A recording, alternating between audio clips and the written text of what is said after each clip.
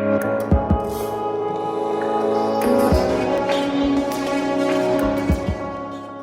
name is Karl and work in medical insurance as sales. I was born in the US, I was raised in Hong Kong. I went to study back in the US again, worked there for a year or two, and then came back to Hong Kong to work, and here I am. So you work for an insurance company. Do you like it there? Like with most companies, there's like good parts and there's bad parts. Sometimes it's very hard to get stuff done, and you end up having to liaise with all sorts of different departments in order to do something that should have been very easy to do, and that ends up being very frustrating. Yeah. I think that's a good way to put it. And what does a normal work day looks like for you? I get to the office, I go to the bathroom and cry. No, that's not good. Wait. Write that down. Well, I get to the office, I settle down. First 10-15 minutes to half an hour, depending on how it goes, is checking emails and figure out did anything happen overnight or since I was last at work, any emergencies or any fires that need to be put out, what have you. And then getting started, which is usually typically getting in contact with members or clients, and then basically arranging to see like what they need, and then processing for them. And time-wise, how does a working day look like? Like around what time do you start? And around officially, we start at 9 o'clock. Don't ask. Okay, you got me. Don't ask. Officially, we start at 9. Officially, we end at 6. So typically, a day goes, well, all that stuff, getting warmed up and started, contacting clients as is needed. That usually takes them until the afternoon, depending on the volume of people. Sometimes it involves going out and meeting clients. And then typically in the afternoon, if there's no client meetings, it's administrative work. You know, making sure everything is processed correctly, making sure that things that were supposed to work and aren't work again, clarifying on rules and regulations and what have you. Yeah. So. And you said you sometimes work overtime, right? Uh-huh. How many times does it happen? Well, the majority of the time I leave the office probably around 7 to 7:30, whereas normally it's 6 o'clock. So I'd say maybe every week I get off within 15 minutes of 6 o'clock once. That happens maybe once a week, maybe a little bit less, roughly that. And do they pay you the overtime working, if I can ask you? Are you a comedian? No, they don't. I think that was the answer. Yeah, okay. They don't. Oh. Like overtime pay only happens for hourly jobs in Hong Kong, and even then, not always. What factors or what tasks do you see as stressful in your job? The main stressful thing is when stuff goes wrong for no reason. It's like if a problem arises, it should have been detectable to start with. But oftentimes there are problems that come up that no one even realized was an issue until it becomes an issue, and that becomes very stressful because you'd expect. It's like, walking to work, okay? Like every day you go to work, you're getting on an MTR or bus or whatever it is you take, and you go to work, and you wouldn't expect any problems to happen. I imagine that randomly every other or every third time you go to work, a completely random problem comes up. Either there's a bus strike, or the entire MTR system stopped working, or the roads around your office closed. And this happens for no reason, and the delay could be. There could be the delay could be completely variable. There's no way to predict the delay. There's no way to predict the cause of the delay. It just happens. And so you can't even trust simple tasks. So something that you'd say, Karl, submit this report. You could say that, and the report on the surface is easy to do, but because of all the little peripheral things, something very easy can become very hard, even though it should have been very easy. And do you think that is something like with every insurance company, or something specifically for Hong Kong business?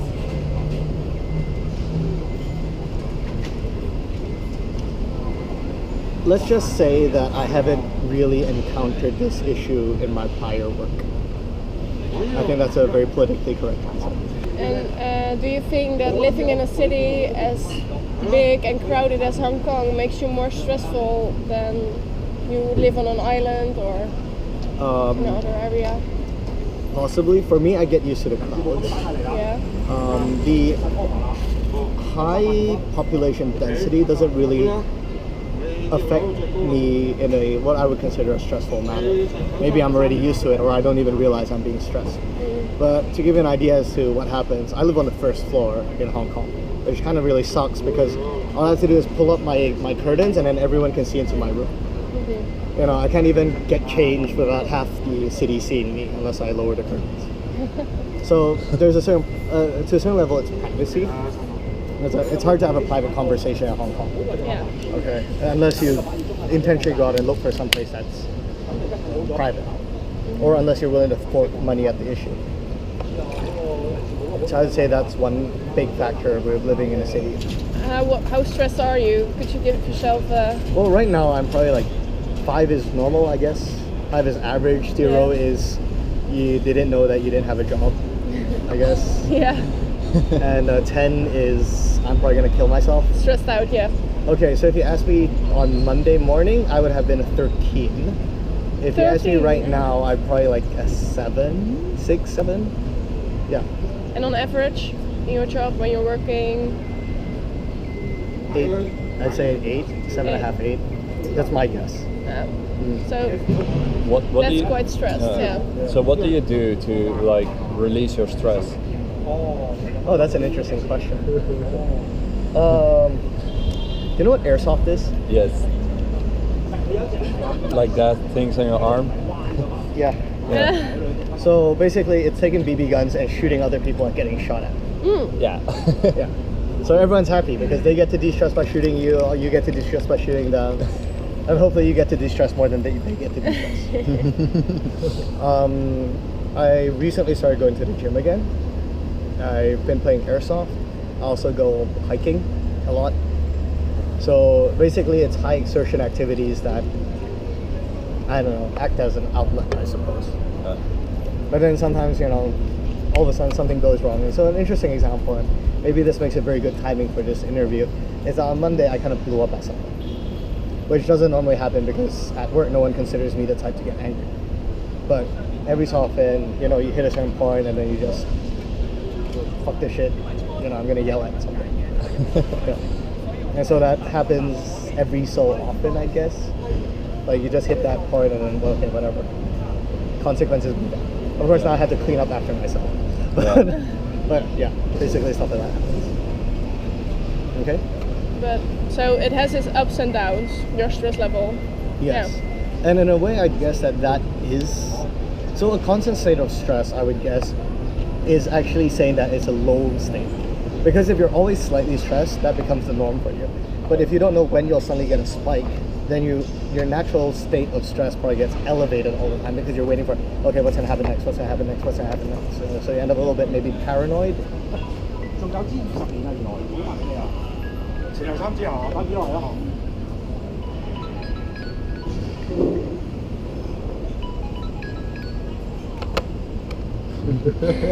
That was your boss? No, it wasn't. Okay. I'll call him out later. Yeah. Yeah, it's like, okay, I got a phone call just now. Is it an emergency? Do I want to know? Okay, let's find out. Okay, they didn't WhatsApp me, but they left me a message. And I don't know who it is because I don't recognize the phone number. Is it good news? Is it bad news? Should I be stressed? Maybe it's nothing. Maybe it's just a telemarketer call. But it's a cell phone. It's telemarketers don't use cell phones. But I don't recognize his phone number. It's not a colleague. Maybe it's a client. There's something going on with the client. This is literally what's going on through my head right now. Yeah. So is it some kind of overthinking? Sometimes, maybe. Yeah. But I'll put it this way. I've noticed for me, you can underthink, and then sometimes you're right. Or you can overthink, and then you've already mentally prepared if it's actually bad news. Yeah. Yeah. Yeah. So I think for me, I'd prefer to overthink, which may or may not be a good thing. So I would probably never be considered laid back. No. By anyone, ever. So I guess that's one factor. But the thing is, in Hong Kong, I don't think you'd meet many people who you can consider laid back. Honestly speaking, it's just not a personality trait that many people have here. Or at least I don't think it's something very common. Do you know if burnouts is it a big problem in your company? Or? How do you define a burnout? Yeah, just someone who is stressed for a very long time and keeps going on in that routine and in don't the really end, do something about stress management, or and in the end losing like productivity Yeah. over because of the stress they're having. Well, it's not that obvious, so that's the thing. It's very hard to tell if someone's actually burned out.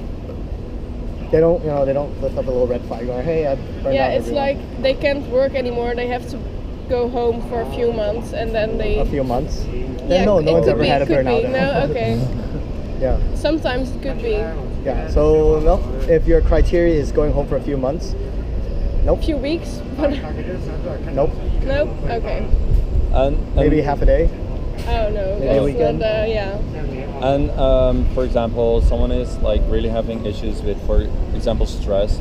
How is the HR department supporting that person? Well, step one is knowing if that person is stressed. How would you identify a stressed person? But do they pay attention? Do they have conversations with you? Sometimes half a year. If it was or- getting really bad, they probably notice. But then, I would guess that stress is usually not something you can just observe. You probably have to go into the details of someone to know that they're stressed. I'm guessing. So I would say that there's no real way that our HR can detect that we're stressed. Or if there is or if they do detect that we're stressed, it's because there's lots of red flags all over the place already. So there's that. But people won't go to the HR department Why? and What are tell they that gonna do? department like, well, I don't feel good. It's too much for me. I can't handle it. Are they afraid of doing that? That's or? more of a delegation of responsibility thing rather than a stress management thing.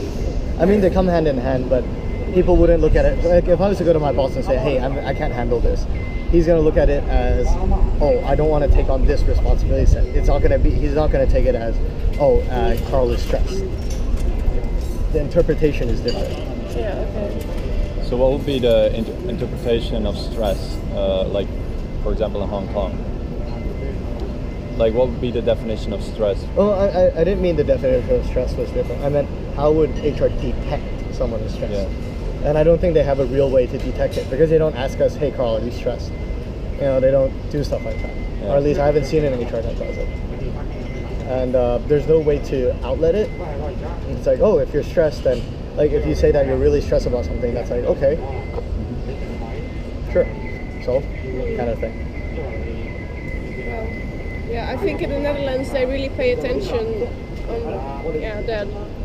You often have conversations with your manager or someone from HR to talk how things are going and if you feel good and yeah. I mean, when it comes to, so if I was to tell my boss, hey, I'm stressed, or if everyone on my team was to take turns going to my boss and telling him, wait, I'm stressed, what's he gonna do? What can he do? Yeah. Yeah, actually a lot, but yeah. Okay. Like, okay, the HR person might be able to. So, what might other countries do? I don't know. Maybe they'll give them, take a couple of days off, recuperate. Maybe they'll be like, okay, hey, you know what? Let's just call this a day. Let's go grab a beer somewhere and just chill out, or maybe something like that.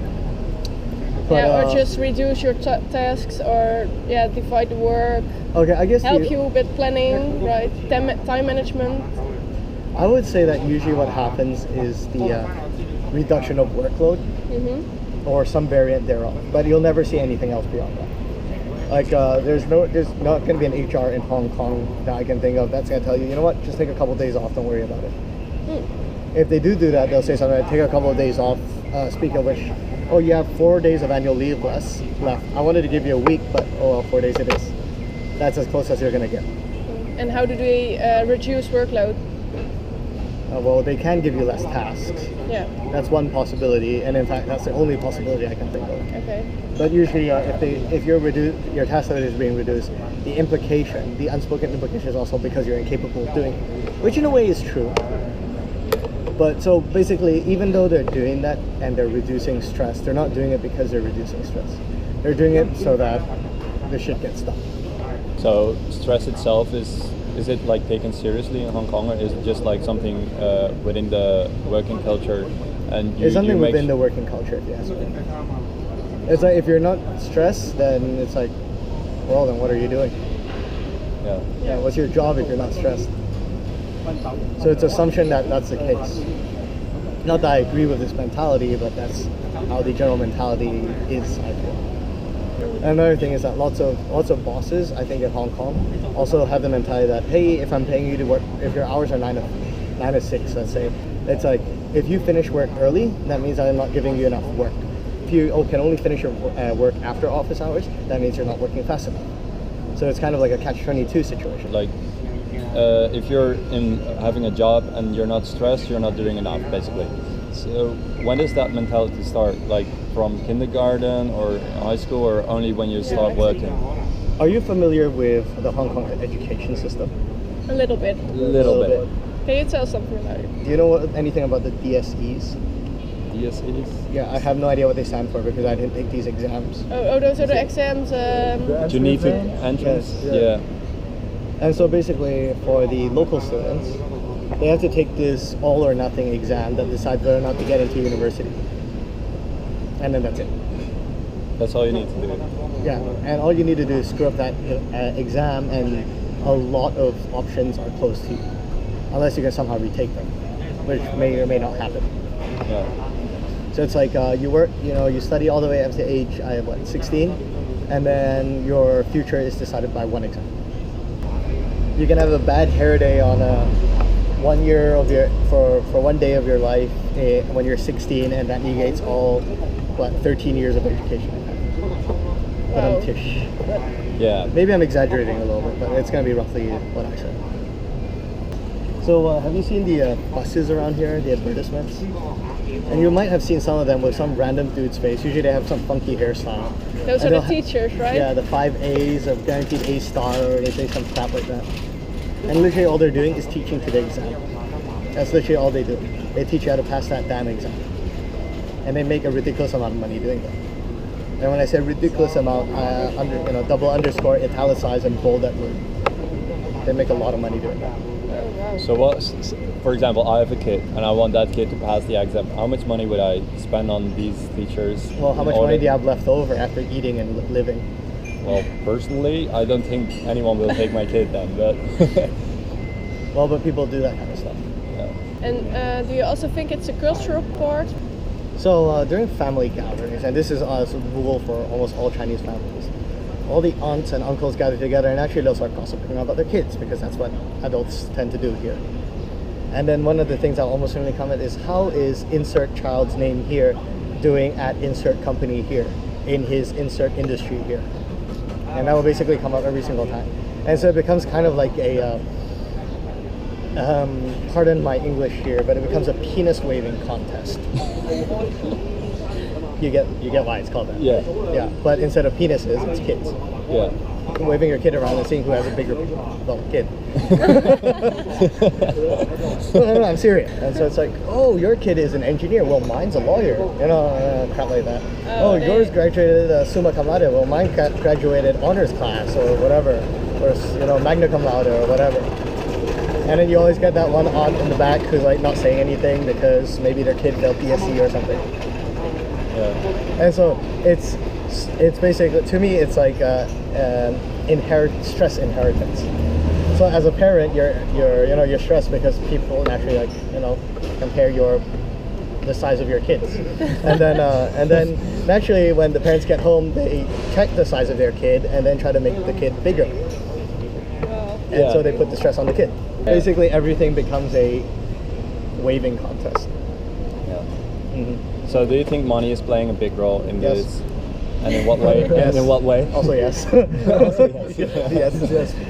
Yeah. They de-stress, and they instead of de-stressing, they hand me the stress. Yeah. I take that stress, I go to work, and I hand my boss my stress, and then he goes home and hands his stress to someone else, and then, it's like the circle of stress. It's a whole new economy. Yeah. We should market that shit. And Getting then, paid for it, like distributing stress. And then there's stress inflation, as the overall stress of the entire economy increases, and the per unit value of stress goes down. I wish I was joking, but this actually makes total sense. Well, basically, if everyone has a lot of stress, just because I'm being stressed, it's no longer something important because everyone's stressed, right? Yeah. And so the per unit value of stress actually decreased. So you have a stress deflation in terms of its price. And do you think that is really happening in Hong Kong, or happened already maybe? Well, let's just put it this way. I'm sure I'd be considered very, like, wound up a person if I went to work in lots of different countries. In a similar fashion, if you took people from lots of different countries and put them in Hong Kong, we're gonna think, are you even doing anything? It's like, well, why are you here? You're just sitting there. You don't look like you have anything to do whatsoever, kind of thing. Yeah. Yeah. So there you go.